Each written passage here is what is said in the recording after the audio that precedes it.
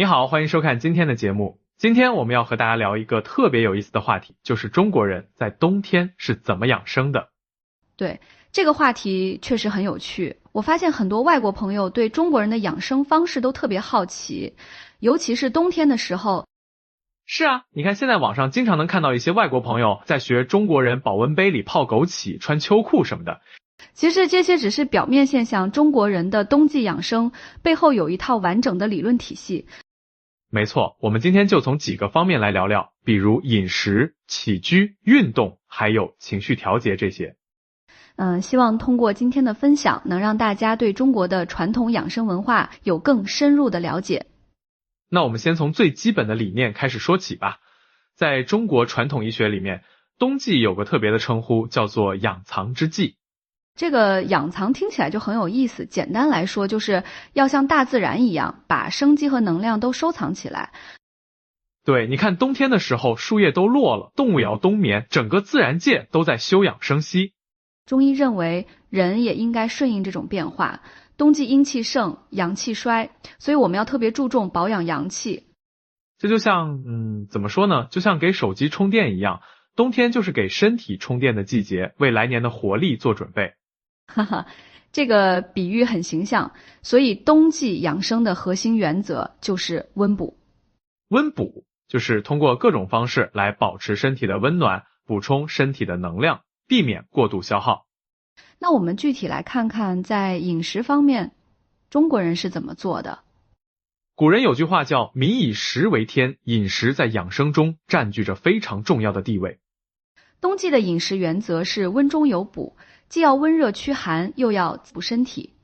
比如说，在寒冷的冬天，中国人会选择一些温补的食材，像羊肉、牛肉、鸡肉这些。这些肉类富含蛋白质，能够提供身体所需的能量，特别是羊肉，在中医里被认为是最适合冬天吃的肉类。对，羊肉性温，能够温中补虚、补血益气，很多地方冬天都有吃羊肉的习俗。除了肉类，还会搭配一些具有滋阴润燥功效的食材，比如银耳、百合、枸杞子、山药这些。这些食材可以缓解冬季的干燥，保持身体的津液充足。你知道吗？冬天虽然冷，但是空气很干燥，特别是北方。是的，所以既要温补，又要润燥，这样才能保持身体的平衡。还有一些坚果类的食物，比如核桃、黑芝麻，它们不仅营养丰富，还富含不饱和脂肪酸。核桃在中医里有补肾固精的作用，冬天正好是养肾的季节。在烹饪方式上，中国人冬季更偏爱炖、煮、煲这些长时间加热的方法。对，比如当归生姜羊肉汤，这是一道经典的冬季养生汤。当归补血，生姜温中，羊肉补虚，三者搭配，既能温补气血，又易于消化吸收。还有像白萝卜炖牛肉、山药炖鸡汤，这些都是冬天常见的养生菜。不过需要注意的是，冬季饮食也不能盲目进补。对，这个很重要，体质偏热的人群要减少温热性食物的摄入，不然容易上火。而且要少吃生冷、油腻和过于辛辣的食物，以免损伤脾胃。还有一点，多喝温水也是冬季饮食养生的重要一环。是的，可以保持身体水分充足，促进新陈代谢。很多中国人冬天都有喝热水的习惯。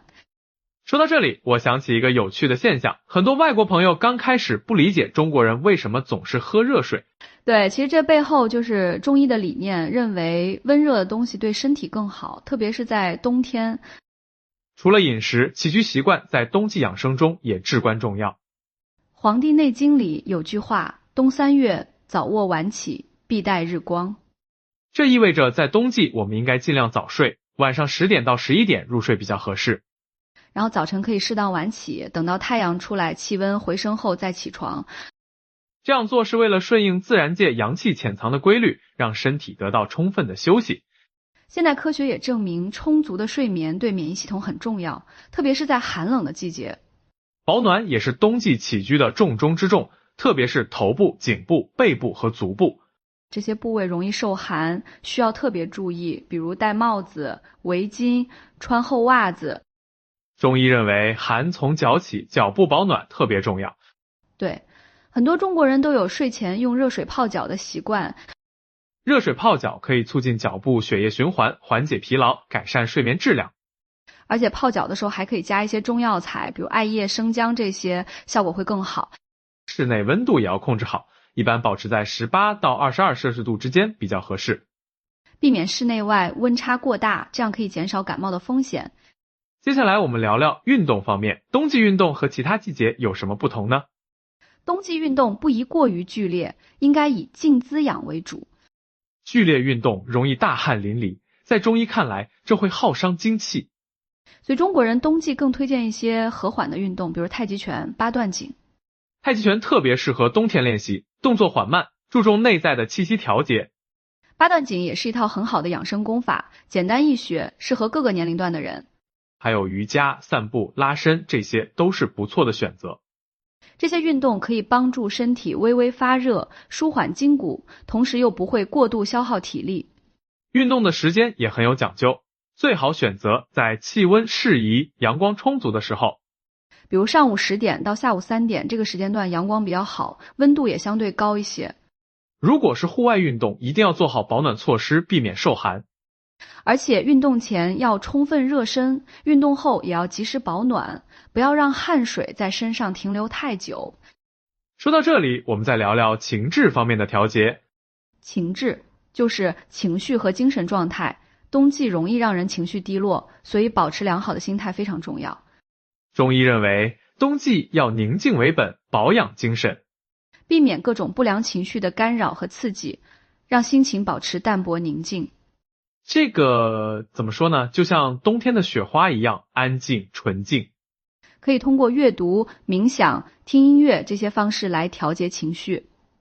很多中国人冬天喜欢在家里养一些花草，比如水仙、梅花，既美化环境，又能愉悦心情。还有一些人喜欢练习书法、绘画，这些都是很好的精神调节方式。冬天日照时间短，有些人容易出现季节性情感障碍，这时候就更需要主动调节，多晒太阳，多和朋友交流。中医还特别强调藏神的概念，就是要收敛精神，不要过度兴奋或激动。这和现代心理学的一些观点也是相通的，保持情绪的稳定对健康很重要。我们再来说说一些具体的养生方法和小技巧。比如说，很多中国人冬天会用一些简单的中药材来泡茶，像枸杞、红枣、桂圆这些，既方便又有养生效果。枸杞明目养肝，红枣补血益气，桂圆温补心脾。还有一些人会用黄芪、党参这些来炖汤，增强免疫力。不过这些中药材最好在中医师指导下使用，因为每个人的体质不同。对，这个很重要，中医讲究因人而异，不是所有人都适合同样的养生方法。比如说，体质偏寒的人适合温补，体质偏热的人就要清补。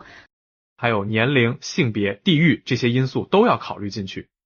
南方和北方的气候不同，养生方法也会有所差异。南方相对温暖湿润，北方寒冷干燥，所以侧重点不一样。说到地域差异，各地的冬季养生习俗也很有意思。比如北方人冬天爱吃饺子，南方人喜欢喝汤。东北有杀猪菜，四川有火锅，广东有煲汤，都体现了不同地区的养生智慧。这些传统习俗其实都有一定的科学道理。对，比如火锅虽然看起来很辣，但是在寒冷的冬天，适当的辛辣可以帮助身体发热。而且火锅通常会搭配很多蔬菜和豆制品，营养比较均衡。广东的煲汤文化就更明显了，各种药材和食材搭配，既美味又养生。我们再来聊聊一些现代人容易忽视的养生细节。比如说，现在很多人冬天还是穿的比较少，特别是年轻人。为了美观，宁可受冻，这其实是不对的。中医有句话叫春捂秋冻，但是到了冬天，该保暖的时候一定要保暖。特别是女性，如果长期受寒，容易导致一些妇科问题。还有现在很多人工作压力大，经常熬夜，这在冬天特别不好。冬天本来就应该早睡，如果还熬夜，就违背了自然规律。长期下去会影响免疫力，容易生病。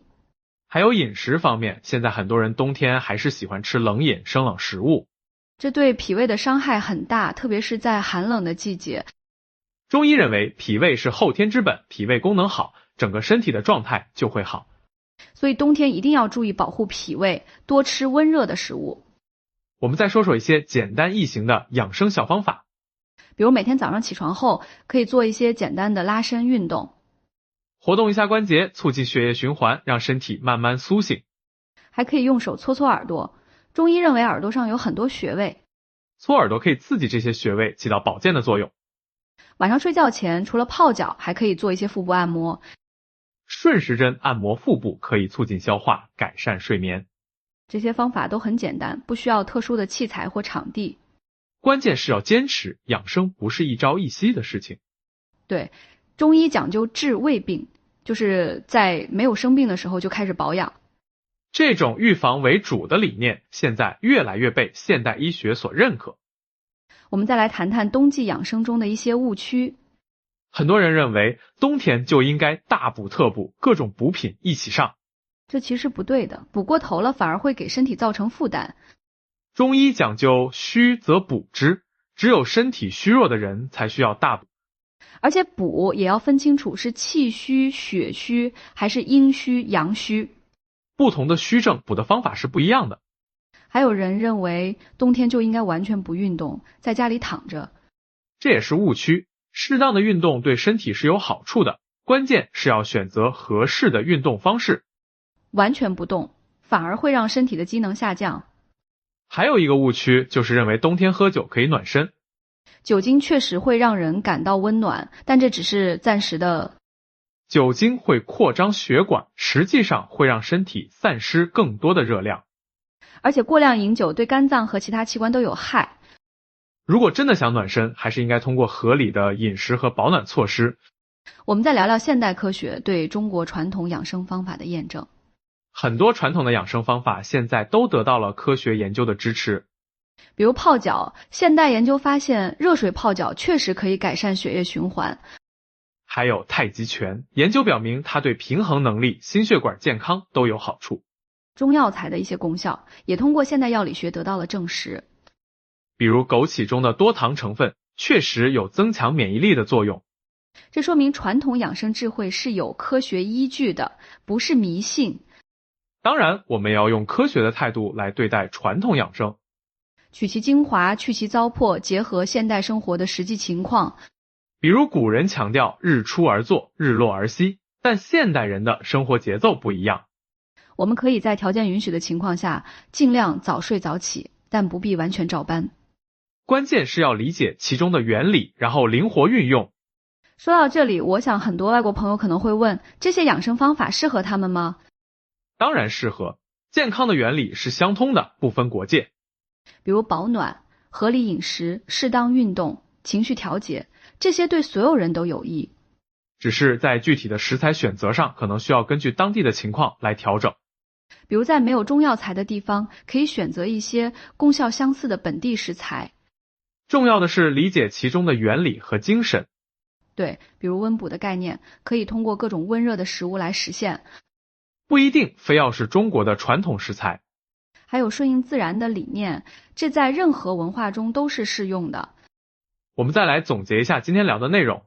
中国人的冬季养生核心是养藏和温补。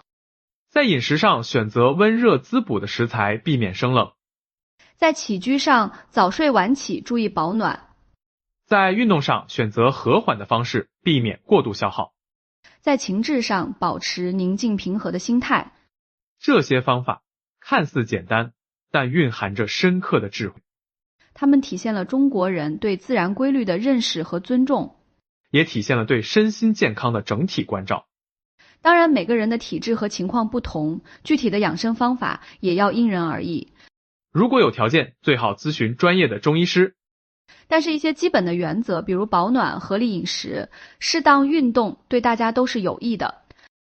希望通过今天的分享，能让大家对中国的冬季养生有更深入的了解。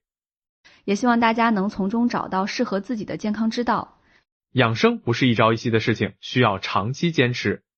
但是一旦养成了好的习惯，对身体健康的益处是长远的。特别是在现代社会，工作压力大，生活节奏快，更需要这种传统的养生智慧来平衡和调节，让我们在忙碌的生活中也能保持身心的健康和平衡。冬天虽然寒冷，但也是一个很好的养生季节。只要方法得当，就能让身体在这个季节得到很好的滋养，为来年的健康打下坚实的基础。好了，今天关于中国冬季养生的话题，我们就聊到这里。如果你觉得今天的内容对你有帮助，欢迎分享给你的朋友们，让更多的人了解这些有益的养生知识。祝大家都能拥有一个温暖健康的冬季。我们下次再见。